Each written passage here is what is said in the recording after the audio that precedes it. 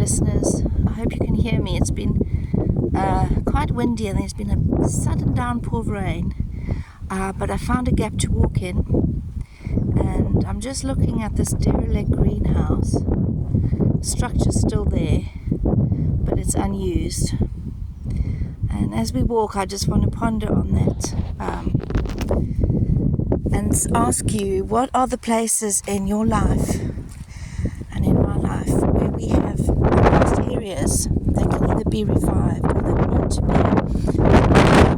put away. Sometimes we have thorns that we water, and we have areas in our life that we've had to maybe make boundaries about, maybe finalize, but they're still taking up room in our lives, and we're still thinking about them too much. And we need a place to take our feelings. I understand that sometimes when you feel the feeling, you can then move on, but we also don't want to go over the same thing too much. And I know there's a time and a space in our healing where we can take things to the altar. They're never a waste there. How do we actually do that practically? Well, while I walk, I can pray and take things to the Lord.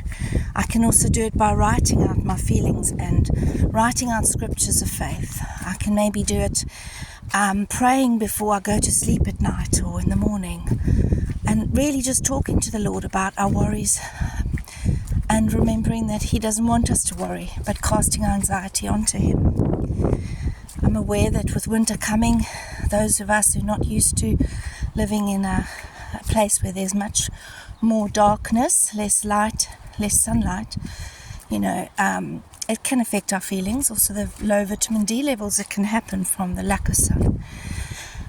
So be mindful of all these things, but also remembering that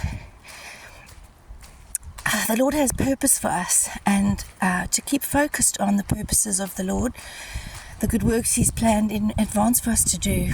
And looking at that greenhouse, what areas in your life are wasted that could perhaps be restored and be used effectively to bear fruit, or that need to be totally demolished and say, okay, that's not part of my life anymore. I put that aside and make way for new things. Because sometimes something can fester and just take up room in our minds. It doesn't need to.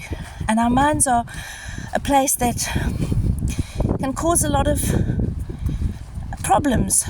We protect our minds from thoughts. We don't allow every thought in.